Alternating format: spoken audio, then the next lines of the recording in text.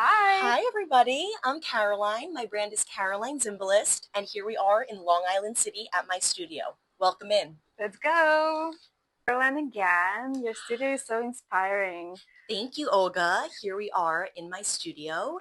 This is the main room that I work in as well as display my pieces, so you can kind of consider it almost a showroom. Perfect. How long did you have the studio? So I've been here for about 3 years now.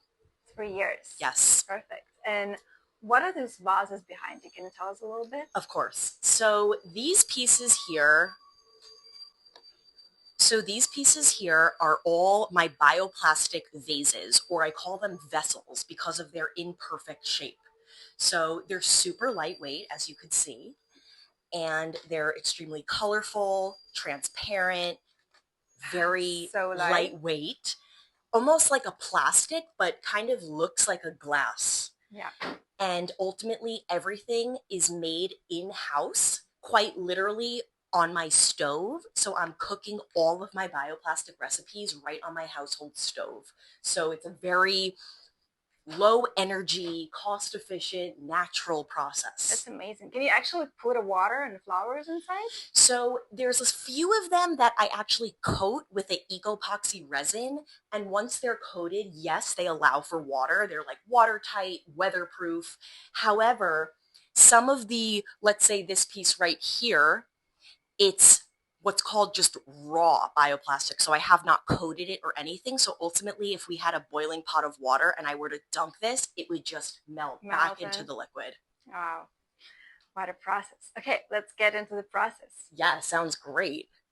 Perfect. So, okay, we're going to be cooking now. Yes. A little piece with Caroline. Yes. So here we are we're going to just prep our materials. So we have a beaker, which we will end up pouring our mixture into. Okay. And today we are just going to work with the bioplastic. What are we going to try to make?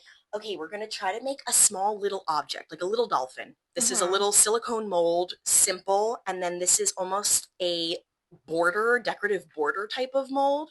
So these pieces, once they're fully dried, there'll be these harder bioplastic objects that can be transformed into almost anything. So technically this could be a ring. Correct. So the dolphin, you can eventually turn it into a ring.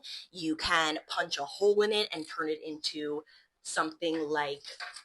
Could also be an earring. An earring. Keychains. That was my first introduction actually to Caroline, because I had your earrings. Yes, the green one. Oh my yes. goodness. And I believe I wasn't coating them at that point, so they were very brittle. Yes, they're quite fragile, but I love them. I'm keeping them up a little bit from the baby. So yes. Oh wow, love that. She keeps trying to get they're like eye candy. You know? Yes. You just want to touch all the kids. They see it. It's like, oh my goodness. I remember I was wearing them to the art show and everyone was asking, what is that? Really? Yeah. Oh, I love that. Yeah, it's very, it's when you first see it, it's very resemblant of glass. But then the size, because of the weight, you're able to make large shapes that glass, you wouldn't be able to wear a huge glass earring. So that's what I feel is very special about it. So yeah. How long does it take to make the earrings like that? The earrings, I would say, are about, the actual cooking process is quick, but the actual drying and sculpting and manipulation process takes about 12 hours to fully dry, sculpt, dry, resculpt, dry. And you really have to be patient with the material. So if it's not quite fully dry yet, it's going to rip.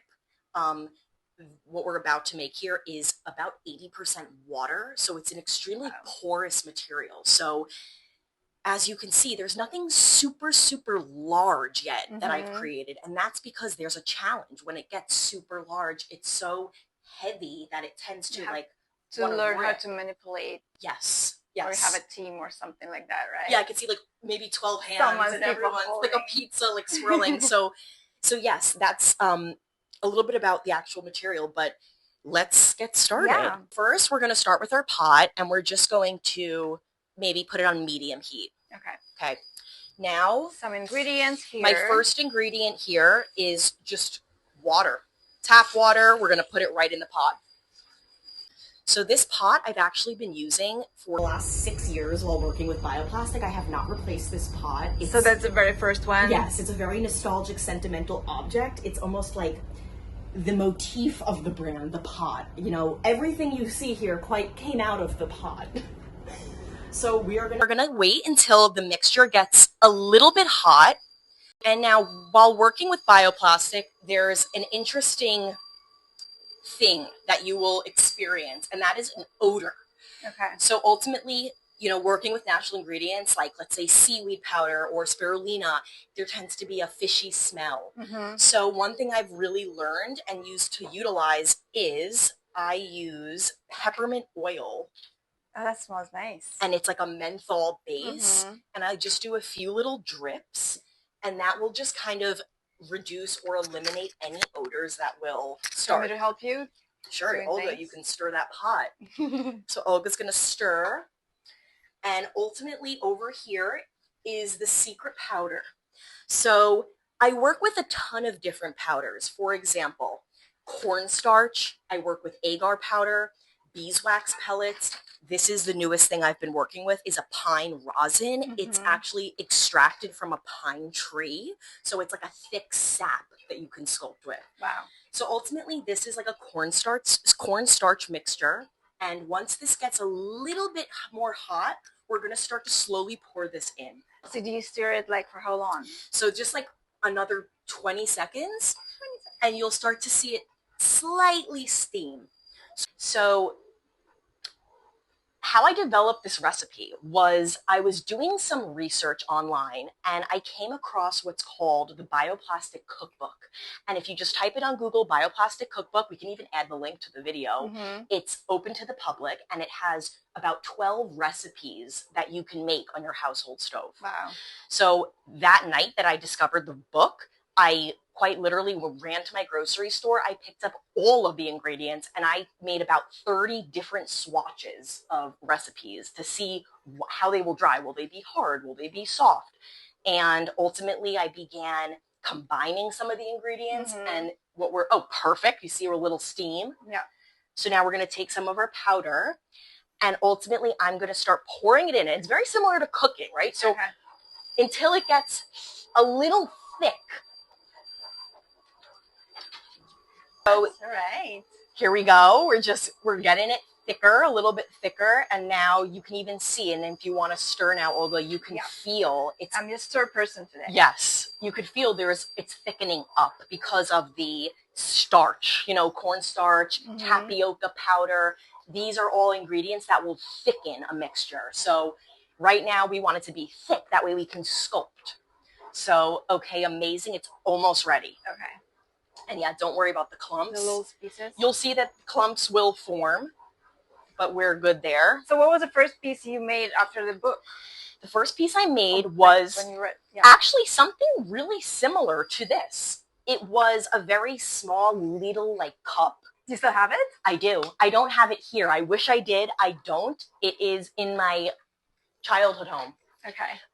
Okay, it's ready. So now we're going to turn off the heat. Does it have to be like, you know, without the little things, or it's fine? No, it's perfect. You actually want the little things. That way you just know that it's thick enough. Okay. So now I'm going to take my beakers and, oh, here it is. And I am just going to pour, I'll take this from you. Okay, amazing.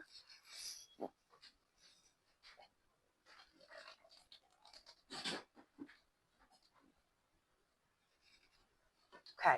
Okay, that was quite easy. Yes, quite easy. And now, as you guys know, the material is 100% biodegradable. So what's really amazing about it is there's really no waste. Like, no matter what we're doing here, if it drips on the floor, if it, you know, cracks when the final piece is done, everything can be returned to the earth. Yeah. So it's quite amazing.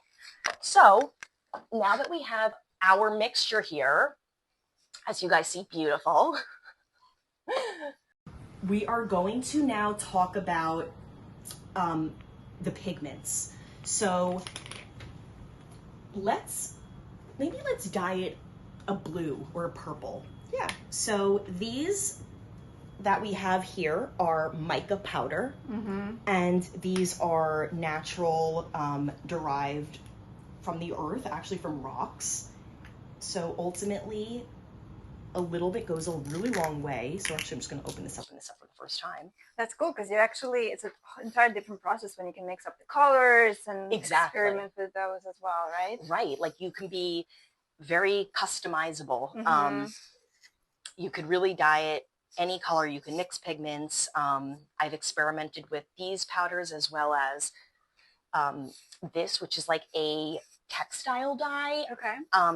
And it's super vivid. So like to get, let's say, a color like almost like this deep green over here, you would use like more of a, this is called a Procyon mixed dye. Interesting. You can also almost like source your own colors sometimes. Yes. Like an entire different process, of course. So actually, an interesting fact is I've been advised that makeup products that are all natural, like eyeshadows, you can like pick them out of it and use that as dye. So even like expired makeup, like there's, you know, where does expired makeup go? It's like, you know. That's like a big question because you're like, what do I do with those little beautiful things that are not good anymore? Right. Like I know my grandmother has these like vintage eyeshadow palettes from Italy back in like from like 1950s, and they're so gorgeous, these colors. Yeah, they're like bright colors. So I know I'm almost like wishing I can get my hands on that and experiment. I'll also show you another interesting dye that I use, which has to be stored in the fridge. All right, perfect. So I am just going to take out our next special pigments. This is by a company called Xberry, and what's special about these pigments is they are all derived from fruits and vegetables.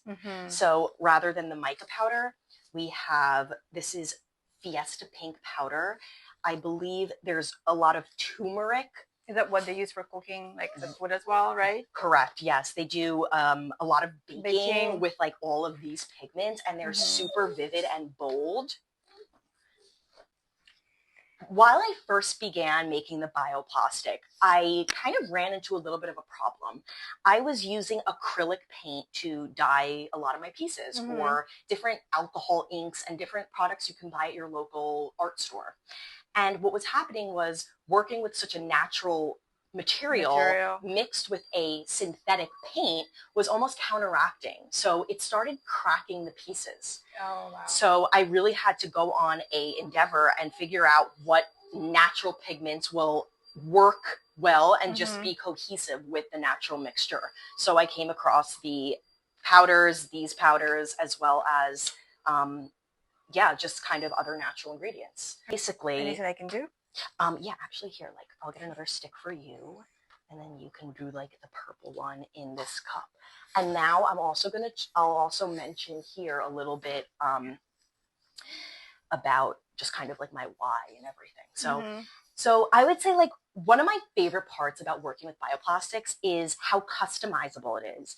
Ultimately, my whole life, I've been an artist. Before I was a designer, an artist at heart.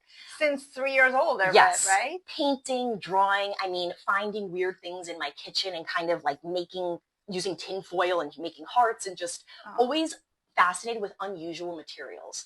Were your parents also like, did they have like artist background? They definitely do. My mom is an interior designer, and then my father's dad was a painter. So there is a lot of creative juices in the family.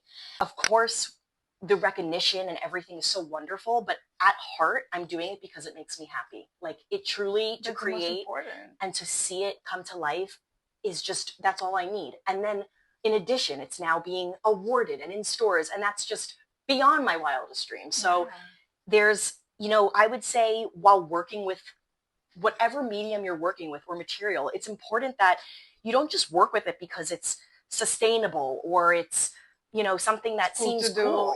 You have to have a connection to it. You have to absolutely love it. So you started with vases, right? With like art objects. I started with my vases, my small little objects like this. Look how beautiful it is. Yes. They kind of vary in size and shape. And so how long did it take you to perfect your vases, let's say, before you got to the museum stores? Yes. Great question. I would say because you can find Caroline's vases in the museum stores now. For how long now? For like a few years now, right? Yes, about 3 years. The Whitney Museum gift shop is probably like your best spot to go see them. They have a beautiful collection. And I would say it took about 2 years to perfect the recipe before I got like my first sale, or I felt confident that it would sell and do well. Yeah. Mica powder, you're taking a very little bit, dependent on what you're doing. So if I just want it to be a touch of blue, almost like transparent, I'm going to do a touch. If I wanted to go really heavy, I'd probably do like a little bit more plus a darker color. But ultimately, it'll just sort of... What was this one? Yeah, that one you can just add in there. Go for it. And as you can see, it's not quite blue. It's just a touch. Just a touch. And it's almost like as I pull this up, you see it's still clear. Yeah. So that's how we're going to get that nice transparent. And everything inside here is technically still edible. Technically, yes. Like if I really wanted to right now, we could just take a nice sip of this. No, it's just an interesting fact because it really is. It's just, you know, especially we're making some food here right now. Exactly. So actually, I'll make this a little more interesting. If I want to go a little bit deeper, let's use one of the vegetable powders, and we have a other blue. So it's going to kind of blend a similar way since it's all natural, and we're just going to add that in. Yes, that is what Olga created here.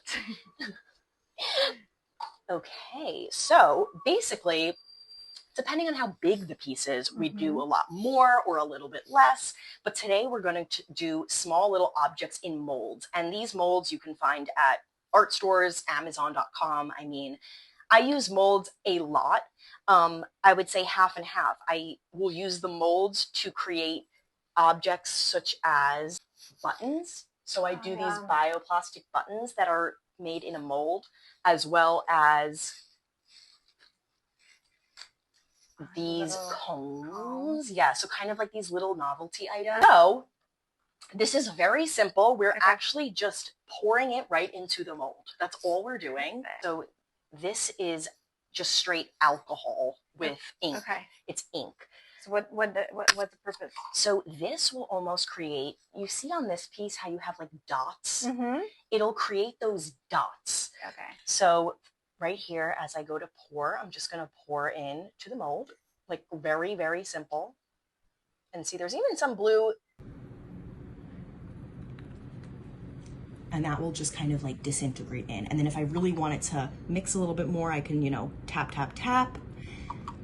And that will be dried within minutes. Beautiful. Tell me the story about the Whitney Museum. How did we get in? How did they find you? So it sounds crazy, but I would say in the beginning of my career, I would cold call or cold email stores, like introducing myself and just showing like a few images of the small little first iterations and saying, you know, I have this bioplastic material. I'd love to, you know, stock in your store. And I received many no's, but I would say I received a few yeses from small stores, and that ultimately leveraged the next opportunity. So I reached out to the Whitney Museum just on the contact us email, and somehow that email made its way through the grapevine to the right person. And the buyer was super excited about the new material. So she brought in, I think, 6 pieces in the beginning of 2021, January. And from then on, now they restock every 6 months. How many pieces they have now? They have, I think, I want to say 12 vessels. And now they recently also picked up the jewelry. The jewelry. So they have rings. They also have a few earrings and a few blouses as well. Oh, nice. So we'll get into the fashion in a little bit. But yes, they have a few tops. Perfect. Yeah, so it's a really amazing relationship I have with them. My perfect, like, not, I love museum stores. Like every time I go to the museum, I cannot leave without going to the store because you can find so many cool things that are unique. I agree. What's the price of the vessel you have in a museum store, for instance? So a vessel around this size would probably retail for about $550 at the store. So, you know, it's one of one, handmade, it's a piece of art. However, you know, it's not completely out of reach. and it's quite special. You know, you're really owning something special. How do you take care of them? Like, can they break if they fall? So they're, as you feel them, Olga, you can tell they're not quite super fragile. They're almost like a little, I wouldn't say bouncy, but they have this almost like child safe effect quality to them. Yeah. They have fallen, and when they fall, they'll tend to maybe chip like these little small pieces, little rims. But ultimately, no, they're not going to shatter. They don't shatter. They're like kind of have this elastic quality to them. So it's pretty much easy to take care of them. Very easy, yes. Yeah. And they even transport well. I mean, I've shipped them all over the place now, Singapore, here, there, and they make it. What is the biggest piece you ever did? Like for the Ace Hotel? Was it that was probably the biggest one, yes. It's about, like, I would say maybe 26 inches, and it's like an oyster. It's like a bowl. Yeah, I saw the pictures. It was almost like 2 huge sculptures that I ended up putting together to achieve a larger shape. Again, like that's kind of been the biggest challenge for me, is getting the size. Yeah. I sell the accessories at the Whitney. A ring is $110. A small vessel could be as low as $220. So they really vary depending on really like the statement you want to make. Okay. What was the pieces you showed to Gaetano's team when you wanted to? Oh, I love that. Okay. Because Caroline worked for the design legend. Yes, yes. You know, in the beginning, I wasn't able to achieve like a perfect vessel and everything. It was an experiment. So I kind of would do a lot of these free form organic shapes. And this was ultimately like what I brought in to show Gaetano Pesce. I submitted some images, and then I showed it to him, and he flipped through the pictures and saw, you know, different shapes and was very inspired, I think, and ultimately proposed a job. He, you know, said, you know, can you start tomorrow? So while I worked for him, what did you do? Yeah, so my responsibility was, he was planning his gallery exhibit. So he had about 300 of these types of molds that he had made. So basically the mold was a little image of his face, and it just said like Gaetano Pesce, the working gallery, and it had the date. And ultimately I had to get the silicone, get the rubber, mix, no bubbles, make sure it was absolutely perfect. If it's slightly off, it dries sticky. So I had to, here I was, you know, I was mixing, and then I would come over to the table of molds, and I would pour all different colors. Wow. Let them dry. 20 minutes later, do the next batch. I think I made around 360 molds for him. That's a lot. Yes. But I also got to observe him working. Yeah. So I watched him making his vases. I saw the pictures of his studio. It looks so inspiring. So inspiring. Like, oh my God, I would like to go there. Yeah. Like ultimately I'd love for my studio to be like that. Like where this is made out of the bioplastic and everything. Like the knobs are bioplastic. I love that about working there. Like the chandelier was his, and everybody there was so hands-on, very, very inspiring environment. And yeah, I really incorporated a lot of the techniques I learned into my work now. So it's interesting. Like it definitely impacted me. Okay, what do we do with this one? We can even take a little mica powder and add it to the mold prior to pouring. So this will give it like quite shiny. Yes. So now if you want to go for it, Olga, you're just going to carefully pour it. You got this? Yes. Move these guys here. And don't worry if you get it on the table. It's actually interesting. Beautiful. Okay. Go in there. Exactly. Perfect. More? No, that looks good. Yeah, you can just like, and if you want, like just go like this. Perfect. Get it all in. And as you can see, it's already slowly starting to actually like dry, which is. So when is this guy going to be dry? Probably another like 2 minutes. 2 minutes? But I'm going to put it in the fridge. Okay. So, or I'm going to put it in the freezer. So that actually speeds up the drying process. Ultimately, I did go to Parsons under a fashion design major. So I minored in fine art. However, I really wasn't too fond of the traditional way of making clothing, the pattern making, the measuring, the technicality. I mean, of course, it's super, super important in constructing garments, but I was like, there must be something, a new way or something a little bit more unique. So ultimately, I found a way to turn the hard bioplastic into a flexible version. So by a few added ingredients that cause it to be flexible, I was able to turn the hard sculptures into soft sculptures. Yeah, this is all super soft and flexible. So it's kind of like almost like hugging you, right? Correct. And it kind of warms up as you wear it. And ultimately, this piece, you can add strings and kind of cinch it and make it a little bit more form-fitting. This is more of like a bodice corset. Yeah. And all of the colorations was a very similar process to how we made that little dolphin that you saw. Mm-hmm. Yes. Okay, so what was the moment when you realized that you wanted to do it, to do fashion more? Yes, I would say there was this rise of people saying, oh my God, I wish I could eat this or wear this. And the minute someone said, I wish I could wear this, I was like, well, maybe you can. Maybe you can really wear this, you know? Yeah. You know, I want to be able to wear my sculptures. So let me create wearable art, wearable sculptural art. Mm-hmm. Yeah. But before, in the Parsons, you were trying to do like normal clothing, right? With regular fabrics. Correct. Okay. So yes, I have, you know, a line of, you know, simple, more ready-to-wear clothing. And now I've kind of incorporated some fun prints onto it. But ultimately, a lot of my, like, bread and butter is now this, like, bio clothing that has a bit of an untraditional take on fashion. How is the process, like, business-wise? Because you still have to sell, of course, your pieces. Yes. They're all one-of-a-kind, unique pieces. Yes. So if the store is placing an order, yes, how do you actually produce, let's say, 10 pieces that are kind of more or less have to be similar? Yes. No, that's a very common question I get asked. Yeah. And yes, the answer is that I have to just make as many as I can that look the same.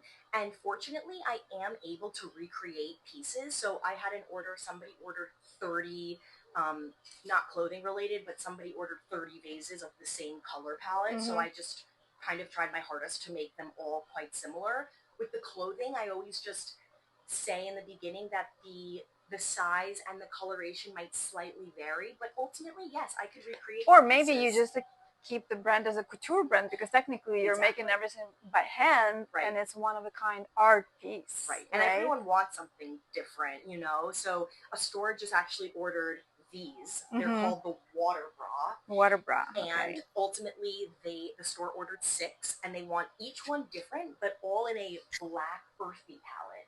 So I think it's going to be really fun. Like, some will be all black, some will have like some transparent, some will have like greens and browns, and I think you could really style them however. I mean, style them on top of a shirt, wear them with nothing, more like resort wear with a skirt. So it's very versatile. Was it like hard for people to get the idea of these pieces at the beginning, or? Yes, it was extremely hard. Actually, that's a great question. I made a decision last year to actually work with a sales representative. And at first I thought it was a great idea. And I started to realize that people are going to be very slow to pick on to something like this. And they have to understand it. They have to feel it. They have to know the story. They have to be connected, you know the reason why I'm making it, and really feel a connection, and then want to invest in the product. So I think it will be a few more years until bioplastic is really understood and accepted in mainstream fashion. However, nothing stops someone from just wearing like a really nice bioplastic accessory with a simple outfit and just having that as the conversation starter and being like, well, what if this was a full top? Exactly. And then, kind of slowly introducing the I love all the bracelets and like just pieces that you have around the arms for the fashion week and stuff. Yes, like the sort of the anti-gravity effect. Exactly. Caroline's brand is also part of the New York Fashion Week. Yes. How did you always dream about New York Fashion Week? How did you come to that? Yes, it's always been a dream of mine. I would say up until my first show, I was maybe making like 10 styles a year. And then all of a sudden it just hit me, the traction was building, people were interested, the momentum was going. And I was like, I have to make a full 25-piece collection right now. Like, the world wants to see what I can do.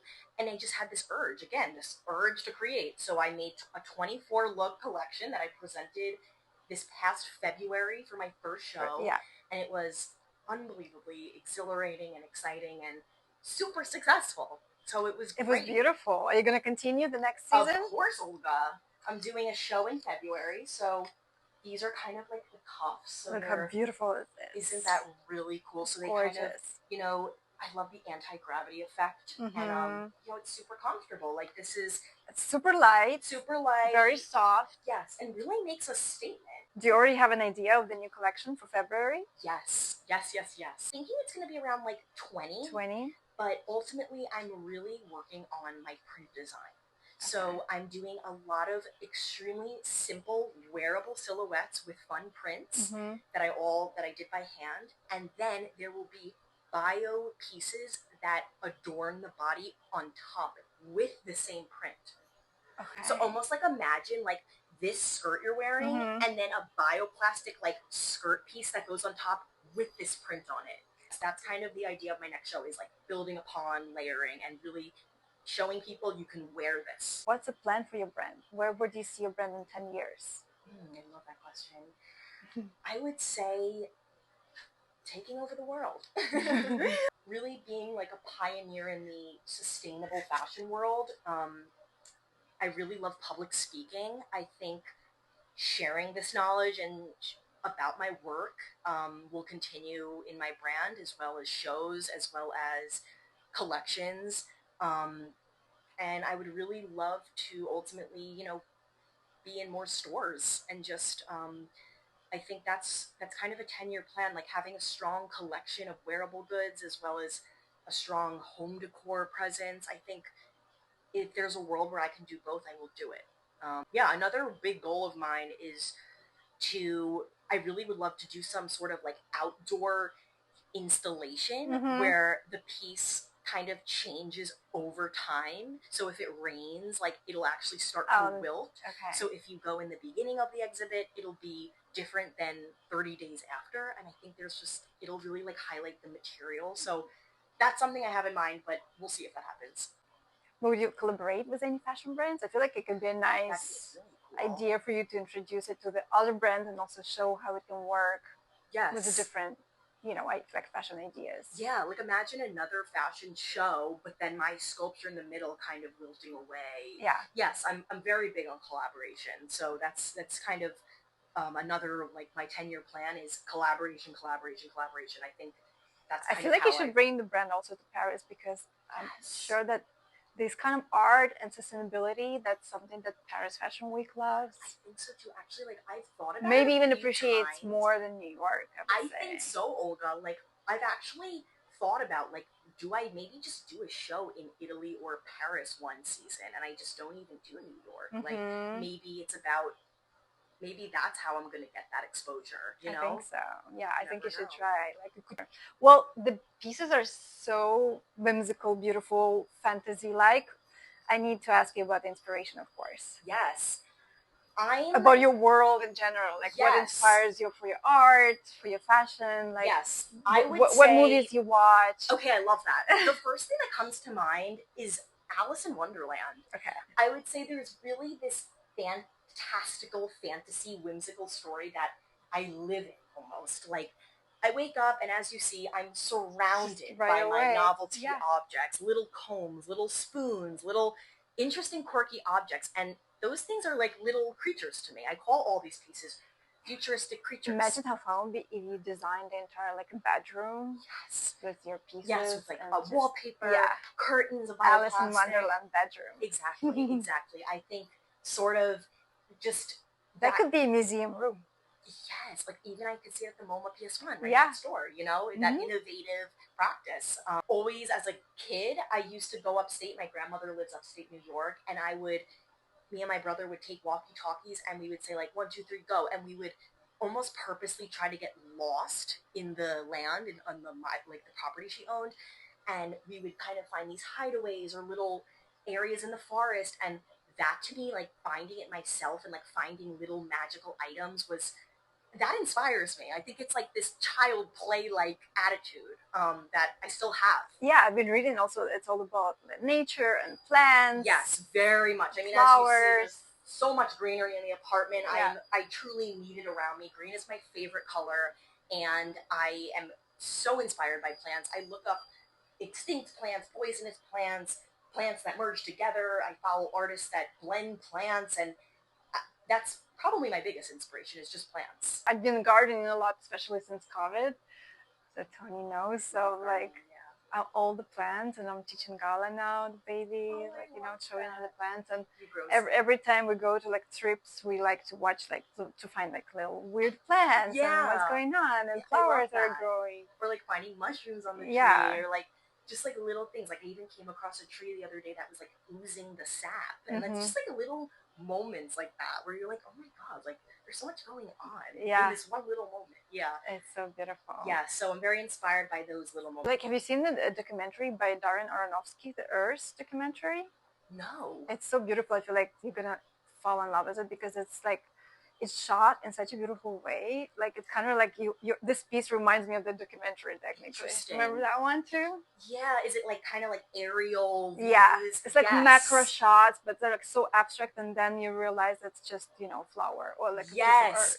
I know it. Yes, there's actually an artist, a photographer, Edward Bertinsky, and he goes in a helicopter and photographs like kind of like the shifting landscape. It's absolutely beautiful. It's like a dirt, but it just the crystals in the dirt, and like it looks like art. Yeah. So very inspiring. So beautiful. Okay, let's check the fishy. Okay, let's check the dolphin, everyone. Okay, the freezer. Okay, it's ready. Here we go. Okay, here is my little art piece. Yes. So we're just going to simply pop this out. I think mine's ready. Yes. And it's very satisfying. That's another thing I really love about working with the material is it's super, juicy and attractive. Jelly. Yes. It's like a little jelly. You see how the kind of the pigment touched in places, and then the purple we dyed just hinted at it. And then we have this kind of soft dolphin. And this will dry in a little bit of a harder form. So then you coat it with something? Yes. Okay. So then the coating comes in play, and there's so many different types of coating: gloss, matte, sparkly, pearl, metallic.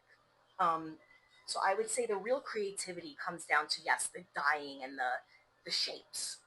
How long does it take for you to make one corset like that, for instance? This would take probably the actual mixture coloring 30 minutes, and then plus the drying time. I would say a piece like this is probably around a 3-day process.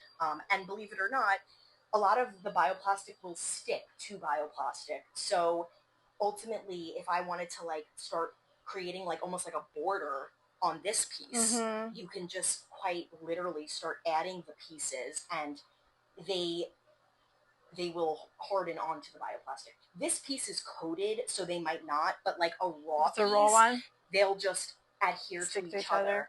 I'm so excited for the New York Fashion Week show. Thank you, Olga. And that was so fun and interesting to explore and learn about the process. And you're just such an inspiration with everything you're doing. And I'm so excited and so proud that you let us in and had this conversation. This was really sweet and magical, showing you the process and the fact that you appreciate the work and know the story. I think it's just so special, and I appreciate your support so much. Of course, thank you. Thank you. All right, you were just abstractly moving. Yeah, I guess.